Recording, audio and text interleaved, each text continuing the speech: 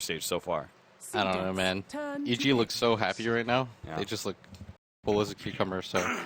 I think pub game Techies versus... Facing up against Shiki's Bloodseeker in the middle lane. A bottom lane, we do have an aggro tri-lane of CDEC. We've got Aggressive, Q, and Gardner. They've already brought counterwards to the lane and managed to take away... First blood mid. AUI's. Oh, the ticks, and there it is. Samael, that last Dragon Slave, is able to pick up the kill. So that's what I always think of. Okay. I think if you're CDEC, you actually have to... Oh, Fear! He's going to be going down to the top lane. Oh! Barely just managing to pick up that kill towards the tail end of it. Gardner said it's a little bit different with a mid Bloodseeker. What advantages do you really see? Oh, hold up. Top lane, Aggressive, he's going to be doped down. The Suicide is there, plus the Mine, and AUI will be able to pick up the kill in the Gyrocopter. Another lane is just the levels that you get, and actually, Shiki might be going down. Oh, Laguna Blades! Oh, it's nighttime, so Samael couldn't actually let that one. Careful, Light Strike Array still wants to go for Q. They managed to get a couple of nukes on him. The Silence goes down as well, but Samael is still operating with a double damage rune, so they need a little bit of extra help, and that's where Aggressive comes in, but Samael is bottling up and running the long way around. Carter is here to be able to stop him, though. He's got a Fissure coming up, Light Strike Array already laid down, not going to be able to get off the Fissure in time. Samael will still be traded away for a support, though. Aggressive, well worth his rotation over. Going for the Midas would pretty much render your team really passive. At that point, you would just hope that the rest of your lineup can 4v5, and I think that's... Oh dear, they caught him out. Running in with a Surge, great combination. Once again, Fissure leading into Aggressive being... scouting out heroes. That's why they wanted to gank early, to slow this kind of timing. Normally he does this around 9 minutes. Eternal Envy does that quite a lot too, where he just he picks up his Clink and just bouncing back and forth between the safe lane and the mid laner. And just, jungles up. He finds an opportunity to get a kill. Middle lane, they're going to be able to take out XD. Big pick off there. Samael finally makes use of that Yule Scepter. We also saw earlier the Techies Suicide. That was pretty obvious what was going to happen. So nothing very special about that. CDEC, despite missing their Darkseer for the Hand of Midas, and I don't know how many mines that is. Is there a way to check? Well, Techies, you can click on him. And he's going to get him! There it is.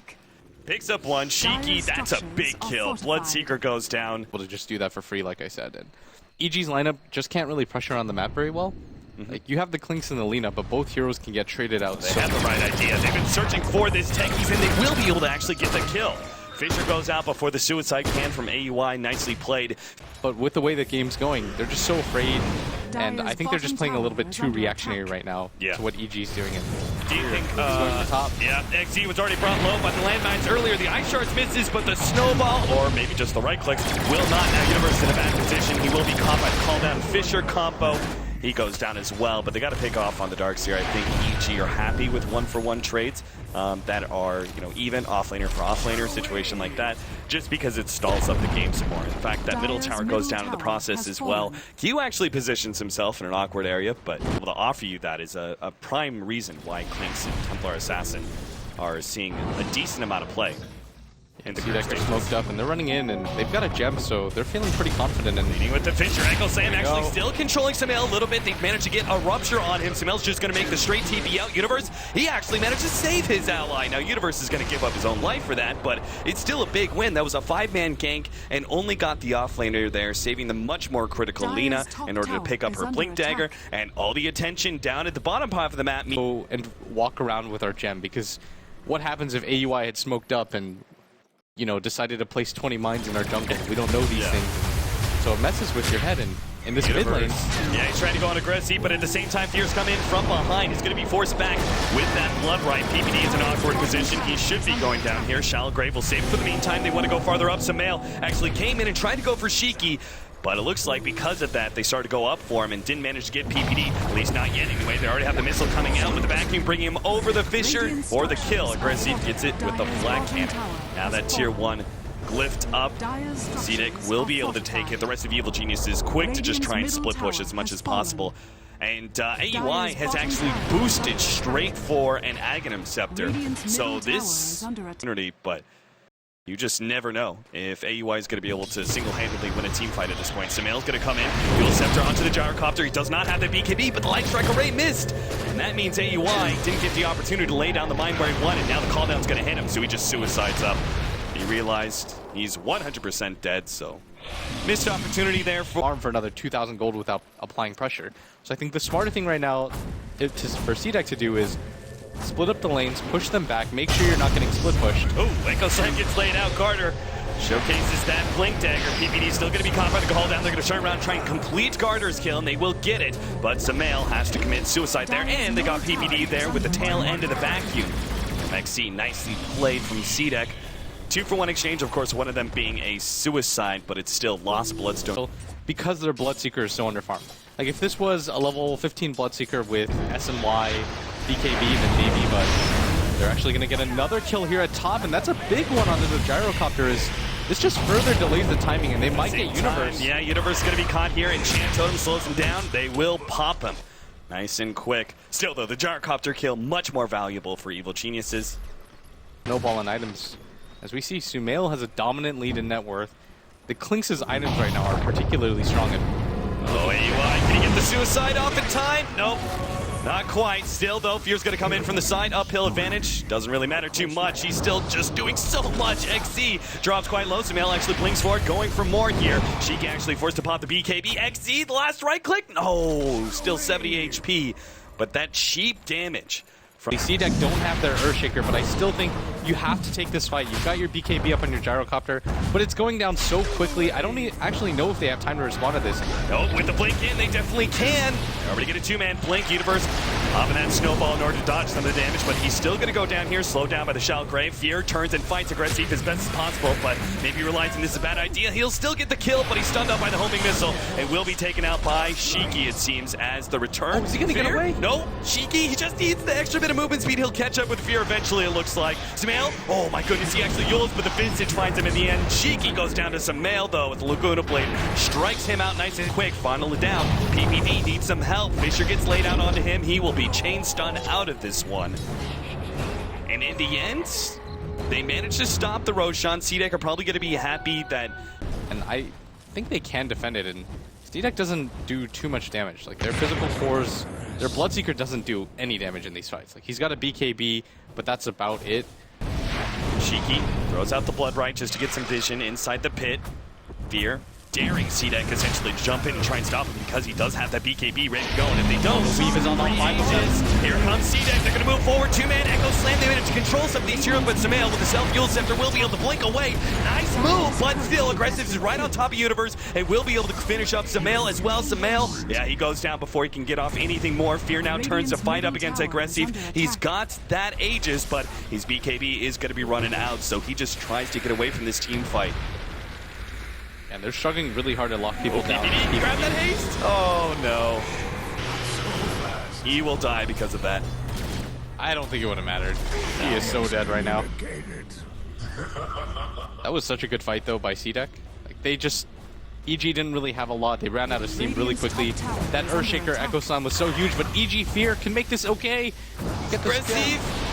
He turns, called out, he actually tries to go for the missile, and Fear is now going to be backing back into that one. He knows he has to come into the Gyrocopter. Sumail's going to help him out with a Laguna Blade. They make the 1-for-1 trade-off with the Aegis coming back. They want to fight this. Yeah, they're out. They do not want to get into this fight because Sumail knows this they is have their the jam. advantage. Already, the Yule Scepter into the Light Strike Array, picks up one. Shiki will make the TP out. Great fight for Evil Geniuses after what was kind of a wonky Roshan fight. Yes, they got Roshan, but man, the Aghanims, Techies, yeah, he's dead.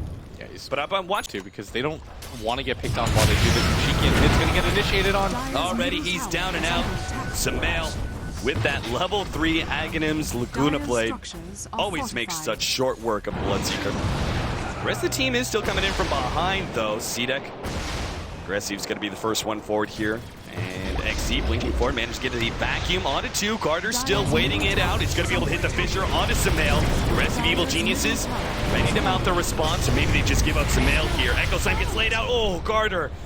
just missing his opportunity for the blink there. Could have gone for more. Now the blink forward and the snowball into Gardner, who blinks away from his team. He's going to be hit by the Walrus Punch. Universe trying to make that one-for-one trade-out, but will not be successful. The Fissure takes him out, but at the same time, they've already given up their Visage, and the rest of the team has to back up. Aggressive and Gardner are low enough. Sumail looking for more, though. Has his Blink Dagger and Yule Scepter ready to go. Will be able to get in range of the Yules. Extra array with Fear there as well. Aggressive's got to be done for. Another pick off, and Evil Genius is well set up to push uphill and force those buybacks. He'll just get one shot more or less by Minefield Lina. sign too. Yeah, there's no way they can actually defend this anymore. Yep, it's the tower advantage is now to EG essentially. As they're going to try and force it anyway. Jump in, vacuum, TP in from Aggressive, manage to get the call down. Sumail makes the blink away once again, get some distance. PPD is the first force, and Fear is actually stuck inside that Fissure. He's in a bad position. Nice TP out from PPD, but Fear's still going to be run down. Potentially, Shiki's got to be forced away. Fear just has so much damage right now. Aggressive will still be able to get the kill in the end. Earthshaker, his dying breath, lays out that Fissure in order to ensure the kill on the EG carry. Aggressive trying to chase away the rest of Evil Geniuses, and they will be able to recover that gem. That Q dropped still, though. That was buybacks forced. That was CDEC, because they're going to ask themselves, like, where did it all go wrong? Why is this game XZ? Because trying to get the silence off with a vacuum, but AUI had CDEC actually missed their opportunity. Everybody and from now EG, rotating. yeah, they're actually going to try back here. Already the weave laid out. The snowball's going to be the first one out. They're going to try and focus on Gardner, make sure he doesn't get a good Echo Slam. And they start things out right. Gardner almost drops immediately. Sheik is going to be forced back by Laguna Blade. Gardner's not dead just yet. And Fear puts some damage out. XC drops incredibly low. That weave minus armor. Taking away these heroes. Oh, Gardner, he gets caught by Universe. Found him. CDEC are still trying to just hold around this area, and I'm not sure why. Now already one TP rotation has occurred. Aggressive now pops BKB, turns to go for Sumail. Almost getting a nice snowball save. Goes out to the left-hand side over to the creeps. And Aggressive with all that minus armor and the physical damage of the Clinks make it look easy. Rip him apart. 22-6. Almost a 40-minute marker, and Evil Geniuses gain more and more control of the game as it goes on. And Sumail opting to go for still gonna go down. Jesus, Sumail's just so fast and such long range. He still catches him. Oh, Jump in, XZ, he tried that one. Snowball is going to be pursued all the way into the tier 3 tower. Universe immediately pops BKB with Fear on the side. Well, he almost finished off XZ. Finally, Dragon Slave does get him in the end as he was locked in with the Ice Shard. Sumail blinks forward uphill. Doesn't actually do anything with that one. Fear's going to just wait out the Rupture. And they still, Gyrocopter down for 11 seconds. They're actually going to find more here with Q dropping. The gem's on the ground, and they still need another 5 seconds for the Gyrocopter, and they do not want to buy back on him, obviously. So CDEC still need another fight, but Sumail find maybe a potential another pickoff. With XZ blinking in, immediately torn apart with Yule Scepter Laguna Blade. CDEC still looking for an opening here, but not able to really fight Fear at all. Look at the damage on Shiki by itself. There goes the Gyrocopter, the combination out from Universe and Sumail. Echo Slam gets laid out, but the damage dealers are already gone. Gardner, he can't do anything by himself. He will eventually be run down. He's just buying his team seconds at best. And that's got to be a laner Rax, probably a second laner Rax. GG. Yeah, they're just going to call it there. They realize that there's no such thing as an ideal fight for them anymore. The Earthshaker actually had a really good Echo Slam, but there's just no damage on the side of CDEC anymore. And I mean, this game, you can kind of see the direction it was going on early game because of the early death by Shiki mid. Yeah. And the tough start that he had. When Sumail had his Yule Scepter, he was still struggling to get his treads. That's not really a recoverable position.